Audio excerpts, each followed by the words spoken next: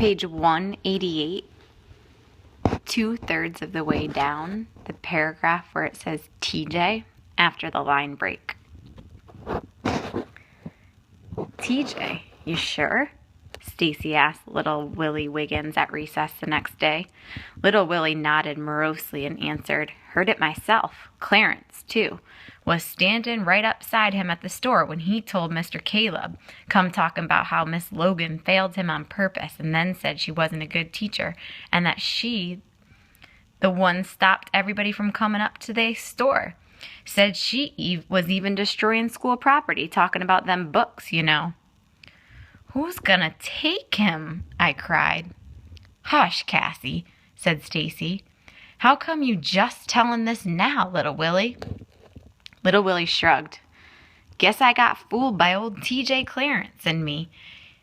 We told him we was gonna tell it soon as he left the store, but TJ asked us not to do it, said he was going right back and tell them it wasn't nothing but a joke, what he said. And he went back too, and I thought nothing was gonna come of it." He hesitated, then confessed.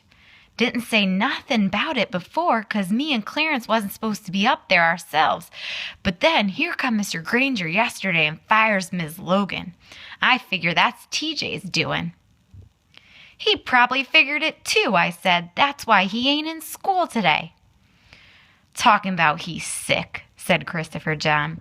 "If he ain't now, he gonna be," prophesied little man, his tiny fist balled for action. "Round here telling on Mama." After school, when Claude turned up the forest trail leading to the Avery house, we went with him.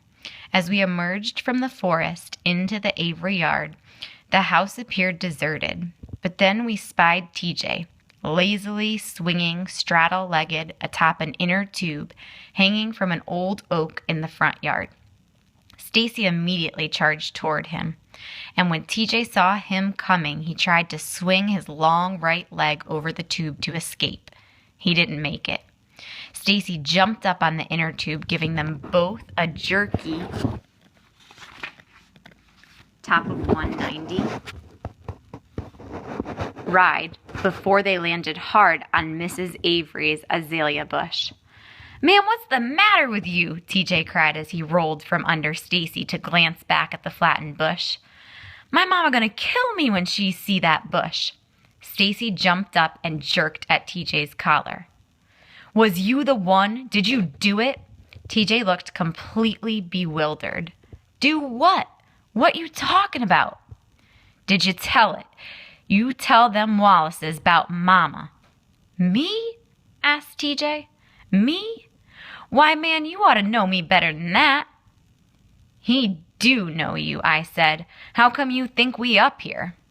"Hey, now wait a minute," objected TJ. "I don't know what somebody been telling y'all, but I ain't told them Wallaces nothing."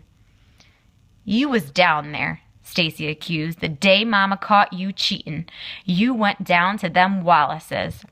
"Well, that don't mean nothing," said TJ, jerking away from Stacy's grip and hopping to his feet. "My daddy says I can go down there if I wanna. Don't mean I told them old folks nothing, though." "Heard you told them all sorts of things, like Mama didn't know nothing, and she wasn't even teaching what she's supposed to." "Didn't neither," denied TJ. "Ain't never said that. All I said was that it was her that—" His voice trailed off as he realized he had said too much, and he began to laugh uneasily. "Hey, look, y'all. I don't know how come Ms. Logan got fired, but I ain't said nothing to make nobody fire her. All I said was that she failed me again. A fellow got a right to be mad about something like that, ain't he?" Stacy's eyes narrowed upon TJ. "Maybe," he said, "but he ain't got no right to go running his mouth off about things that ain't supposed to be told." TJ stepped backward and looked nervously over his shoulder to the south, where the fields lay fallow. The rutted wagon trail, which cut through the fields leading from the distant Granger mansion, revealed a thin woman stepping briskly toward us. TJ seemed to take heart from the figure and grew cocky again. "Don't know who's been tellin', but it ain't been me." A moment's silence passed, and then Stacy, his eyes cold and condemning, said quietly, "It was you all right, TJ. It was you."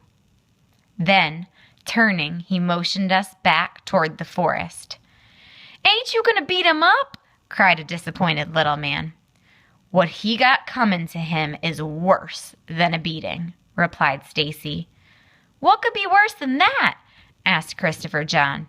"You'll see," said Stacy, "and so will TJ." Right now, look in your packet, answer questions 1 and 2.